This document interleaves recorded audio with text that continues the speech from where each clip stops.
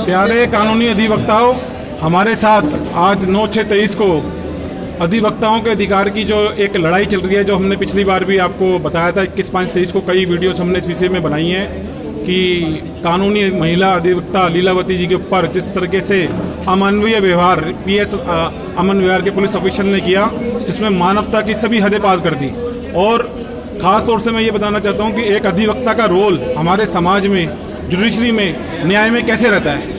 मैंने बहुत बार बड़े बड़े अधिवक्ताओं से मिला है तो उनको ये जानकारी मिली है कि जब भी बाहर से ही बेंच का जन्म होता है, बाहर से ही ट्रेनिंग होती है इन पुलिस ऑफिशियल्स की। जब ये लोग ट्रेनिंग पे होते हैं, लॉ की ट्रेनिंग इनको कोई ना कोई अधिवक्ता ही देता है। समय समय पर इनको जो एक इनका ट्रेनिंग होती है वो अधिवक्ता देता है। और उसी अधिवक्ता के साथ जिस तरीके का क्रूर चेहरा 21/5/23 को नजर आया, जनता ने देखा, वीडियोस देखी, एक महिला अधिवक्ता गया, इस बारे में मैं आज हमारे साथ कानूनी अधिवक्ता दीवान साहब जुड़े हैं। दीवान साहब क्या कहना चाहेंगे इस विषय के ऊपर? मैं कहूँगा कि बहुत अमानवीय व्यवहार किया गया, और वो भी हमारे कानून के रक्षक, जिन्हें कहा जाता है कि लोग उसके पास जाते हैं कि जिससे हमारे कानून का, हमारे अधिकारों की रक्षा की जाए। और उन्होंने ही हमारे अधिकारों का हनन किया, शोषण किया और पतन किया। ये जो बहुत एट्रोशियस, बहुत गलत एक्ट थे, जिस तरह से उन्होंने लीलावती एडवोकेट मैडम के साथ वहाँ थाने में व्यवहार किया, और उसके बाद भी उन्हें स्टॉप करते रहे, जिससे वो आगे कोई अपना ट्रीटमेंट, कोई कार्रवाई ना कर पाए। ये बहुत गलत है। इसके खिलाफ जरूर कार्रवाई होनी चाहिए और उचित न्याय होना चाहिए। जिस तरह से पुलिस ने CCTV फुटेज के साथ छेड़खानी करी है, एक लोक सेवक होते हुए, लोक सेवक के कार्यालय के अंदर सरकारी ड्यूटी के ऊपर होते हुए इन्होंने जिस तरीके से अपनी पावर का, सत्ता का दुरुपयोग किया है, जिसके लिए इनको इम्प्लीमेंट किया है, लॉ एंड ऑर्डर को इम्प्लीमेंट करने के पुलिस ऑफिसर्स को, एक लोक सेवक ने लोक कार्यालय के अंदर सरकारी संपत्ति के साथ, एक एविडेंस के साथ छेड़खानी करी है। कितना गंभीर विषय है। उसके ऊपर जरूर हम जो FIR होगी उसके अंदर जरूर उसका संज्ञान लिया जाएगा। और अगर ये काम ऐसा हुआ है जो कि ऑन रिकॉर्ड है, तो इसका मतलब कहीं भी, ये दिल्ली के एक पुलिस स्टेशन की बात मैं कर रहा हूँ, अमन विहार पुलिस स्टेशन, तो आप ये समझिए पूरे देश में कहाँ कानून व्यवस्था और कहाँ नागरिक सुरक्षित है। मैं आम नागरिक की बात नहीं कर रहा हूँ, ये हमारी अधिवक्ता के साथ ऐसा किया गया है। अधिवक्ता, एडवोकेट जो है, जो कि लॉ जानती भी है और लीगल एनफोर्समेंट भी कराती है, उसके साथ ऐसा किया गया पुलिस स्टेशन के अंदर, और उसको छुपाया भी जा रहा है और उसको बताया नहीं जा रहा। जिस तरीके से IPC 166 है, 166 है, 167 है, 201 है, 409 है, 120 भी है, 134 ऐसे कई सेक्शन हैं जिनसे यहाँ लगता है कि अभी हाल के अंदर जो अभी 20 दिन की जो जानकारी सामने आ रही है, मेरे को लगता है कि पुलिस ने इन सेक्शन में ऑफेंस किया है। क्योंकि पुलिस ने ना तो रोजनामचे में एंट्री दर्ज करी कि जब वो इनको स्टॉक कर रहे थे, ना ही पुलिस ने क्या कहते हैं कि अभी तक कोई सबूत जो है इस तरीके से न्यायालय के सामने रखा कि जो उन्होंने खुद किया। आप न्यायालय से मदद ले रहे हो, एविडेंस सेव करवा रहे हो, लेकिन ये तो पुलिस की खुद की ड्यूटी है। उनके सीनियर अधिकारियों की जानकारी में तो उनको ये एविडेंस खुद सेव करने चाहिए थे। अब तक जो नहीं हुआ कोई बात नहीं, हम इस सब चीज का कॉग्निजेंस कोर्ट को बताएंगे, कोर्ट इस सब का कॉग्निजेंस देगी, और appropriate FIR against the erring police officers and other government officials सब लिया जाएगा और सबको सजा मिलेगी। एक सवाल और मैं ये पूछना चाहता हूँ कि ऑनरेबल एक सुप्रीम कोर्ट की जजमेंट है ललिता कुमारी वर्सेस स्टेट ऑफ, जो कि बहुत फेमस है, जिसके अंदर साफ साफ प्रिलिमिनरी इंक्वायरी के अंदर भी बात कही गई है कि अगर किसी कंप्लेंट से, अगर ये बात संज्ञान में आती है कि उसमें कॉग्निजेंट ऑफेंस कंप्लेंट से रिवील्ड हुआ है, तो यहाँ तो सब कुछ मीडिया के अंदर सब कुछ सामने ही है, न्यायालय के सामने बात आ चुकी है, तो क्या बात है कि पुलिस क्यों नहीं अपने अधिकारियों क्यों बचा रही है? अभी तक नहीं हुआ जो, वो अब होगा। अब बचा ले जिसको जितना बचाना है, हम सब करेंगे, सारा काम होगा, FIR होगी, प्रॉपर एप्रोप्रिएट सेक्शंस में होगी, और सारा हमें न्याय चाहिए और न्याय लेकर ही हटेंगे, उससे पहले हम रुकेंगे। जैसे एक चीज मैंने और भी बताई है कि जो पावर सुप्रीम कोर्ट के पास नहीं है, सेशन कोर्ट के पास नहीं है, MM के पास होती है 190 के अंदर सब सेक्शन में, कि अगर उसको कोई इन्फॉर्मेशन मिलती है इस तरह की तो वो इसमें कॉग्निजेंस सिस्टम है। यहाँ तो कोर्ट के MM कोर्ट 109 नंबर को बिल्कुल जानकारी के अंदर एकदम की क्या क्या ऑफेंस पुलिस ने किए हैं, तो एटलीस्ट कोर्ट को संज्ञान लेना चाहिए था। नहीं लिया तो कोई बात नहीं, हम दिलवाएंगे। देखिए, ये कोर्ट का प्रेरोगेटिव है कि किस चीज़ पे संज्ञान ले या नहीं ले। अगर नहीं लिया, हमने ध्यान दिलाया कोर्ट का, अब उसके ऊपर जो हमने कंप्लेंट कराई हुई है, जो पुलिस में भी कराई हुई है, पुलिस स्टेशन में भी कराई हुई है, और सारे हाई पुलिस ऑफिशियल्स को सबको कराई हुई है, senior police officials up to the commissioner of police को हमने कराया हुआ है, भेजा हुआ है। उसके ऊपर किसी ने कोई कार्रवाई अब तक नहीं करी, अब तक कोई कुछ नहीं हुआ है। तो अब उसके बाद हमारे पास कोर्ट में जाने का रास्ता है, और कोर्ट में हम सब चीज़ ठीक कराएंगे। इसकी एक प्रॉपर कंप्लेंट होगी, उसके ऊपर एफआईआर होगी रजिस्टर, और सबको न्याय मिलेगा। जैसा कि दीवान साहब ने बताया कि अभी जो कंप्लेंट हुई है पुलिस के पास विचाराधीन है और पुलिस के एक्शन का इंतजार है, और न्यायालय पे पूरा इनको भरोसा है, पूरी तरीके से ये भरोसा है न्यायालय के ऊपर। इसी कड़ी के अंदर हमारे साथ हमारी बहन संगीता तलवार जी भी जुड़ी हुई हैं। मैं चाहूँगा कि 2 शब्द वो भी बताएं कि इसके अंदर बहन जी जिस तरीके से सरकारी एजेंसीज का लगता है कि फेलियर हो गया, उनको मेरे को लगता है कि शायद काउंसलिंग की जरूरत है। उनके पास लॉ ऑफिसर्स हैं जो एफआईआर दर्ज होने से पहले उनको गाइड करते हैं। मेरे को ऐसा लगता है कि शायद उन लॉ ऑफिसर्स का भी कहीं ना कहीं जो रोल है, मेरे को लगता है कि ये होना चाहिए कि भाई उनको बताना चाहिए पुलिस को कि ये किस सेक्शन में ऑफेंस बनता है। मेरे ख्याल से तो 25 सेक्शन तो बन चुके हैं आईपीसी और सीआरपीसी में जिनको वायलेशन पुलिस ने की है, 21 तारीख से लेकर 9 तक। और अभी तक ये भी समझ में नहीं आ रहा कि कौन कौन से एविडेंस उन्होंने कलेक्ट किए। मेरे को लगता नहीं कि आपकी एप्लीकेशन के अलावा उन्होंने सेल्फ कोई एविडेंस कलेक्ट किया हो। आपने बिल्कुल सही कहा कि जितने भी ये पुलिस वाले हैं इनको काउंसलिंग की ज़रूरत है। जो वकील होता है वो एक ऑफिसर होता है, ऑफिसर उनके पास जा रहा है, उन्हें कैसे बिहेव करना चाहिए उनके साथ। आज लीलावती मैडम है, ऐसे कितने सारे एडवोकेट्स हैं जिनके साथ मिसबिहेव हुआ है। आज हम जब इस क्वेश्चन को उठा रहे हैं, जब इस चीज़ को उठा रहे हैं, तो बहुत सारे एडवोकेट्स भी आ रहे हैं कि हमारे साथ इस तरह से मिसबिहेव किया, किसी को मारा, किसी को पीटा, या किसी के साथ मिसबिहेव किया, या उनके साथ वो कॉपरेट नहीं करते हैं, कोई भी अपने डॉक्यूमेंट को लेने के लिए जाते हैं। पुलिस और एडवोकेट का जो साथ है वो एक ऐसा साथ है, कानून का साथ है। एक दूसरे के बिना तो नहीं रह सकते हैं, एक दूसरे को दोनों को कॉपरेट करना चाहिए। और ये एक निंदा का विषय है। मैं भी अपने कानून मंत्री जी से भी एक गुजारिश करती हूँ कि वो इस पर संज्ञान ले। हम लोगों को प्रोटेक्शन एक्ट, एक अच्छा प्रोटेक्शन एक्ट हम लोगों के लिए लाना चाहिए, क्योंकि आए दिन दहाड़े कोई पुलिस कोई गोली मार देता है एडवोकेट को, कोई कुछ कर देता है, कोई पीट देता है, या कोई कॉपरेट नहीं कर रहा है। तो लीलावती मैडम का मुद्दा जो है वो एक लीलावती मैडम का मुद्दा नहीं है, ये सभी एडवोकेट्स का मुद्दा है। अगर हमें इसमें हमारी अच्छी जजमेंट आती है तो ये सभी के लिए लाभदायक रहेगा। तो मैं यही कहती हूँ कि हमारे जितने भी एडवोकेट्स हैं वो सभी कॉपरेट कर रहे हैं, और सभी आते हैं और सभी आवाज़ उठा रहे हैं। जैसे कि ये अमन विहार थाने का आ रहा है कि स्कूली बच्चों की तरह ये हुड़दंग करते हैं थाने के अंदर, जहाँ पे असला लगा हुआ है। अगर इनसे कोई भी वेपन्स इनको दिए गए हैं जनता की सुरक्षा के लिए, लॉ एंड ऑर्डर के लिए, लेकिन स्कूल के अंदर जिसके से ये हुड़दंग करते हैं, ये कॉलेज अपने थाने के अंदर लोक सेवा के कार्यालय में, इससे कितनी दिल्ली पुलिस की छवि खराब हो रही है। चाहे 12,000 करोड़ का टैक्स पेयर्स के फंड इनको दिया गया है, न्यायालय को इतना बड़ा फंड दिया जाता है, और जिस तरीके से ये हुड़दंग करते हैं, कितना बड़ा एक विषय है कि पुलिस की छवि खराब हो रही है। लेकिन अमन विहार के पुलिस अधिकारी और इनके जो सीनियर अधिकारी हैं अपनी एक ईगो प्रॉब्लम को लेके, ये क्या ऐसा मेरे को समझ में नहीं आता कि मैं चाहूँ कि आप ये पक्ष क्या गृह मंत्रालय तक रखने की प्रयास करेंगे? देखिए, जो पुलिस होती है वो हमारी सुरक्षा के लिए होती है ना।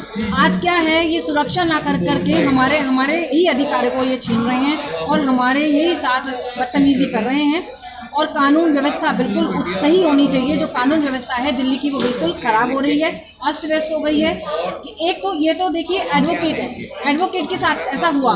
अगर कोई ऐसे ही महिला जाती है, कोई जनता से कोई महिला जाती है, तो उनके साथ ही कैसा मिसबिहेव करते होंगे। हमारी बहुत सारी रूटीन बना हुआ इनका लोगों का, रूटीन थाने के अंदर तो इन्होंने ऑनरेबल सुप्रीम कोर्ट की जजमेंट है परमवीर सैनी की, उसमें बिल्कुल साफ साफ लिखा हुआ है कि हर थाने के अंदर 10 कैमरे होने चाहिए मिनिमम, एंट्री से लेके एग्जिट तक के, और 1 साल तक की मिनिमम इनके पास रिकॉर्डिंग होनी चाहिए सीसीटीवी की। अब यही कारण है कि ये जो लोग सीसीटीवी की रिकॉर्डिंग जो है प्रिजर्व नहीं करते, या जल्दी से न्यायालय का टाइम बर्बाद करते हैं। ये जो एविडेंस खुद ही इनको कर लेने चाहिए थे इनके सीनियर अधिकारियों के इंटरवेंशन से, वो उसके लिए बार बार न्यायालय में आना पड़ रहा है। और उसी के लिए हमारे देश के प्रधानमंत्री, सीजीआई साहब, लॉ मिनिस्टर सब चिंतित है कि 4.5 करोड़ के लगभग पेंडेंसी है।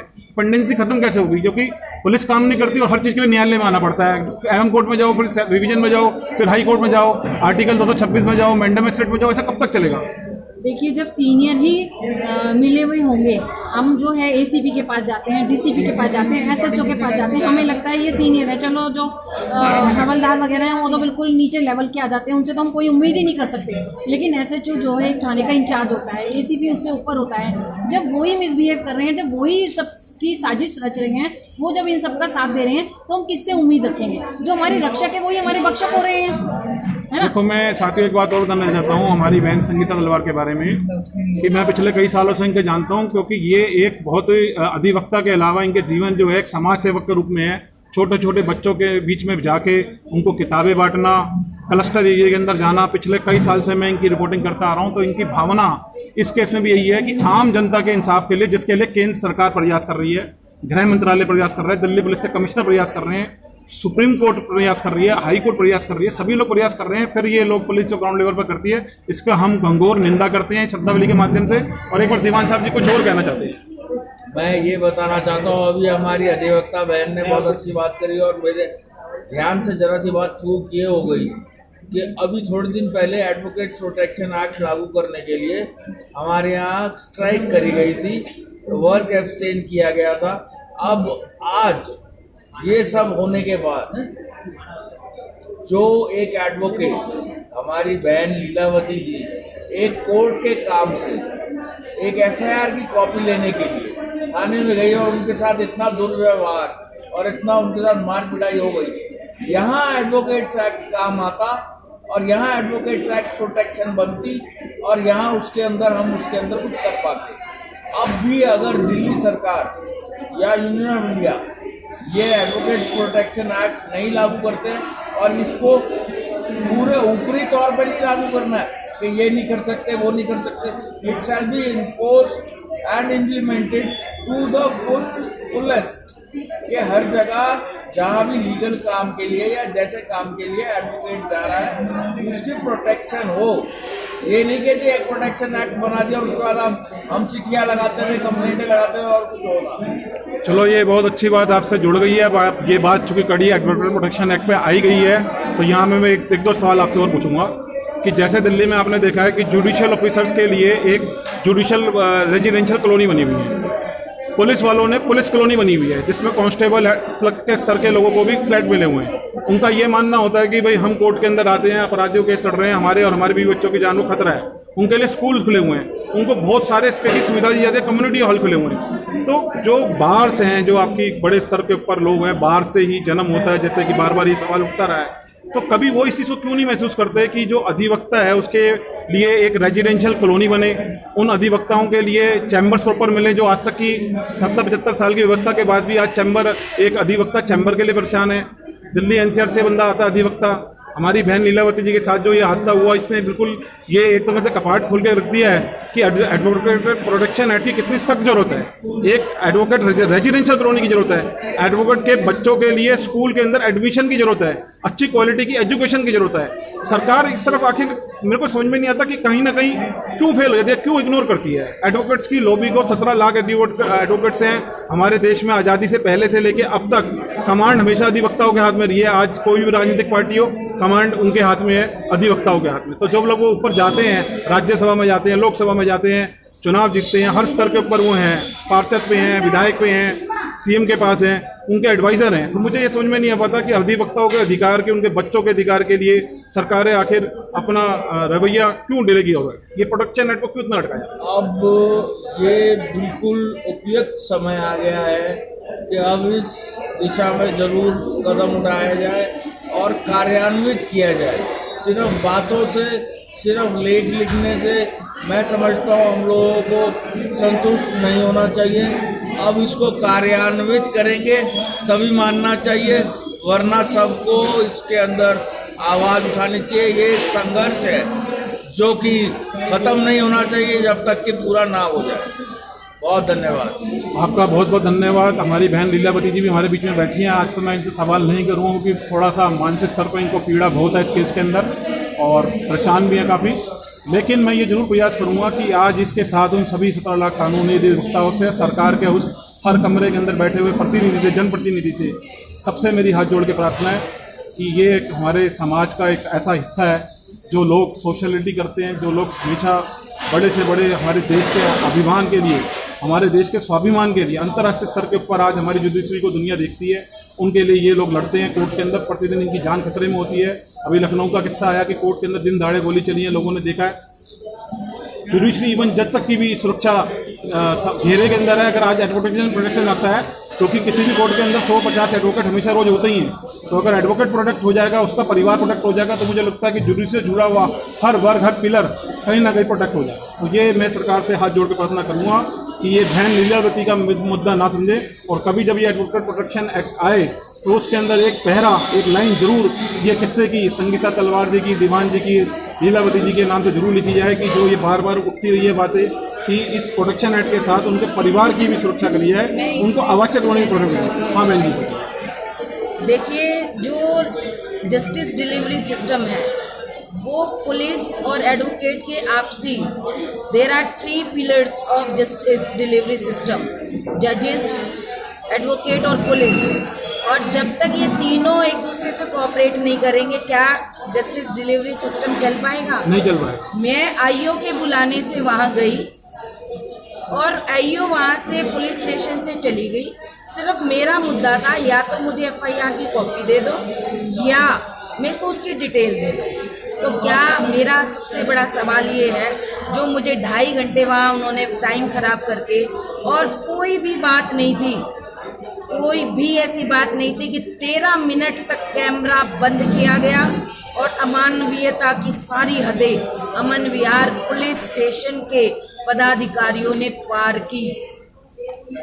तो ये दर्शाता है कि कैमरा बंद किया गया, तो वो अपने आप में एक कहानी कहता है। उसके बाद उस घटना से लेकर और आज तक मैं उस घटना से उभरी नहीं हूँ। मेरे को हर कदम पे दबाव बनाया गया, मेरे खिलाफ झूठी एफआईआर करके मुझे अरेस्ट करने की धमकियां दी गई, लेकिन फिर भी मैं अपने अधिकार और न्याय की लड़ाई लड़ रही हूँ। और मेरे साथ मेरे जितने भी सीनियर हैं वो सब मेरे साथ हैं, मेरे साथी मेरे साथ हैं। तो मैं इस लड़ाई को इसलिए लड़ूंगी कि जो मेरे साथ बीता है वो किसी और मेरे भाई और बहन अधिवक्ता के साथ ना बीते। और प्रोटेक्शन एक्ट की मैं पुरजोर डिमांड करती हूँ ताकि जल्दी से जल्दी सरकार इसको पास करे, क्योंकि हमें रोज़मर्रा की ज़िंदगी में कहीं ना कहीं कैसे ना कैसे अपने काम के सिलसिले में जाना आना पड़ेगा, जिसको कभी भी रोका नहीं जा सकता। इन्हीं शब्दों के साथ आपका बहुत बहुत धन्यवाद। मैं पुनः ये लास्ट में बताना चाहता हूँ कि सभी जुडिशियल ऑफिसर जो इस केस से संबंधित हैं, उनसे भी मेरी नम्र निवेदन है, उन पुलिस अधिकारियों से भी जिनके घर में बहन बेटियां भी हैं और उनकी जिम्मेवारी भी होती है। डीसीपी की कम से कम 15 लाख लोग उसके सिटीजन उसके क्षेत्र में रहते हैं, तो उसका दायरा जिम्मेवारी का बहुत बड़ा होता है। ये देखना चाहिए कि इस महिला अधिवक्ता की सामाजिक और मानसिक पीड़ा इसके इनके और इनके परिवार की भी देखनी चाहिए कि जिस तरीके से इनको आज ये सब कुछ सहना पड़ रहा है, जो कल तक दूसरों के अधिकार के लड़ रही थी आज अपने अधिकार के लड़ रहे हैं, और जो इनके परिवार को सहना पड़ रहा है। जब न्याय इसके अंदर पन्ने लिखे जाएंगे न्याय के, तो मैं जरूर चाहूँगा कि न्याय अधिकारी इस ओर जरूर ध्यान दें, और जो संबंधित डीसीपी हैं उनसे भी मेरी ये प्रार्थना है कि एक बड़ा परिवार का हिस्सा होते हुए उस शपथ को याद करें कि डीसीपी के पद के ऊपर दिल्ली पुलिस की नौकरी ज्वाइन करते का जो उन्होंने एक शपथ लेते हैं कि हम विधिवत आदेशों का ही पालन करेंगे। उनको आज ये अधिवक्ता सामने है और जो ऑफेंस उनके अधिकारियों ने किया उनके सामने, और उनको ये देखना चाहिए कि 15 लाख लोगों की जिम्मेवारी डीसीपी साहब के ऊपर है, और वो उनका क्या फैसला आएगा उसका भी इंतजार है। इसी के साथ जय हिंद, जय भारत, जस्टिस क्रांति जनता भारत। सभी लोगों का पुनः धन्यवाद।